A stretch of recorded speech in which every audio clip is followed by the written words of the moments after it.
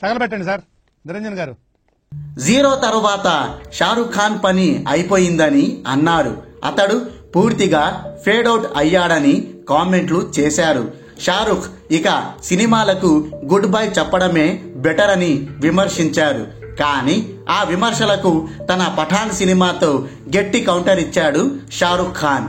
ఇంకా తన కథ అయిపోలేదని, ముందుంది అసలైన ముసళ్ల పండగ అని ఈ సినిమాతో నిరూపించాడు.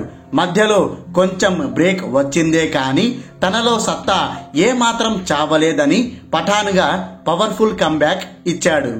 స్టోరీ 2019లో భారత ప్రభుత్వం ఆర్టికల్ 370ని రద్దు చేసిన తర్వాత భారత్పై పాకిస్తాన్ ఓ కుట్ర పన్నుతుంది.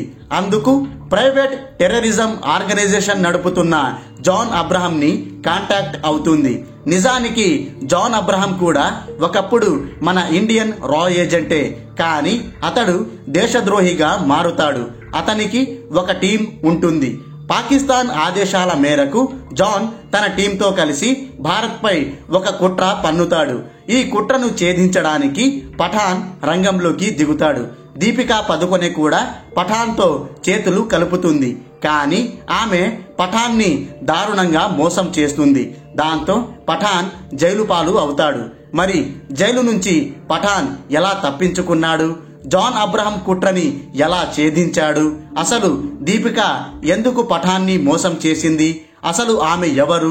రా ఏజెంట్ అయిన జాన్ అబ్రహం ఎందుకు దేశద్రోహిగా మారాడు? అసలు పాకిస్తాన్ భారత్పై పన్నిన కుట్ర ఏంటి? ఈ ప్రశ్నలకు సమాధానం తెలియాలంటే వెండితెరపై ఈ పఠాన్ సినిమాను చూడాల్సిందే. అనాలిసిస్. స్పై సినిమాలు ఎలా ఉంటాయో అందరికీ తెలుసు. ఒక విలన్ కుట్ర పన్నడం, దాన్ని ఛేదించడానికి హీరో ప్రయత్నించడం పాయింట్తోనే స్పై సినిమాలు ఉంటాయి. ఈ పఠాన్ సినిమా కూడా అలాంటిదే. అయితే director Siddharth Anand racy screen ప్లేతో ఈ సినిమాని అద్భుతంగా మలిచాడు. హీరో విలన్ కి మధ్య ఎత్తుకు పై ఎత్తులు పెట్టి ట్విస్టులు, మలుపులతో ఉత్కంఠ భరితంగా సినిమాని నడిపించాడు.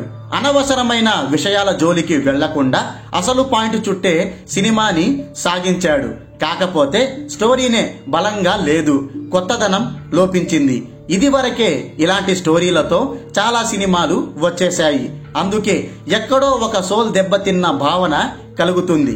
ఒకవేళ స్టోరీ మరింత బలంగా ఉండి ఉంటే ఈ పఠాన్ సినిమా మరో లెవెల్లో ఉండేది.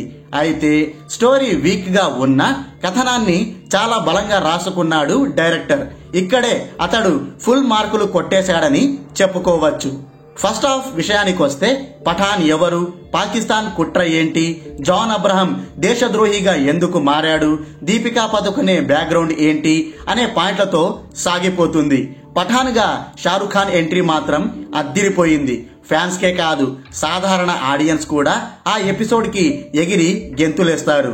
పఠాన్ కి సంబంధించి చూపించిన ఫ్లాష్ బ్యాక్ ఎపిసోడ్ మాత్రం కొంచెం తేలిపోయింది. ఎక్స్పెక్ట్ చేసినంత బలంగా ఉండదు. ఇంటర్వెల్ ట్విస్ట్ కి మాత్రం దిమ్మ తిరిగి మైండ్ బ్లాక్ అవ్వాల్సిందే. ఇక సెకండ్ హాఫ్ విషయానికి వస్తే హీరో విలన్ మధ్య క్యాట్ అండ్ మౌస్ లాగా సాగిపోతుంది. హీరో పట్టుకోవడానికి వస్తే విలన్ ఆల్రెడీ అంతకు మించిన ప్లాన్స్ వేస్తూ షాక్ల మీద షాక్లు ఇస్తుంటాడు. చివరి వరకు కూడా సినిమా ట్విస్టులతో ఉత్కంఠ భరితంగా సాగుతూ చివర్లో భారీ యాక్షన్ ఎపిసోడ్ తో ముగుస్తుంది. మధ్యలో వచ్చే సల్మాన్ ఖాన్ ఎపిసోడ్ మాత్రం ఈ సినిమాకే హైలైట్ గా నిలుస్తుంది. ట్రైన్ లో షారుఖ్ అండ్ సల్మాన్ కలిసి చేసే ఫైట్ సీక్వెన్స్ మాత్రం రోమాలు నిక్కబొడుచుకునేలా చేస్తుంది. ఆ ఇద్దరిని స్క్రీన్ పై చూస్తుంటే ఆ మజాయే వేరు. ఓవరాల్ గా చెప్పాలంటే ఈ పఠాన్ కి జై హో కొట్టాల్సిందే. నటీనటుల విషయానికి వస్తే షారుఖ్ ఖాన్ గురించి ప్రత్యేకంగా ఏం చెప్తాం? ఎలాంటి పాత్రలో అయినా పరకాయ ప్రవేశం చేసి దానికి జీవం పోసేస్తాడు. ఇక్కడ కూడా మనం స్క్రీన్ మీద పఠాన్ పాత్రనే చూస్తాం. అంతలా ఆ పాత్రలో ఒదిగిపోయి నటించాడు. విలన్ గా జాన్ అబ్రహం అదరగొట్టేశాడు. షారుఖ్ కంటే ఇతనికి ఎక్కువ ఎలివేషన్ షాట్లు పడ్డాయి. ఇక దీపికా పదుకొనె రోల్ అయితే పీక్స్ అని చెప్పుకోవచ్చు. ఈమె పాత్రలో ట్విస్టులే కాదు, చాలా ఎమోషన్స్ దాగి ఉంటాయి. డింపుల్ కబాడియాతో పాటు ఇతర సీనియర్ నటీనటులు కూడా తమ తమ పాత్రలో బాగానే నటించారు. మ్యూజిక్, ఎడిటింగ్, సినిమాటోగ్రఫీ అన్నీ బాగున్నాయి. గ్రాఫిక్స్ అక్కడక్కడ తేలిపోయింది, కానీ ఓవరాల్ గా మంచి అవుట్పుట్ ఇవ్వడానికి ట్రై చేశాడు. చివరగా డైరెక్టర్ గురించి మాట్లాడితే అతడు స్టోరీ మీద ఇంకాస్త ఫోకస్ పెట్టాల్సింది.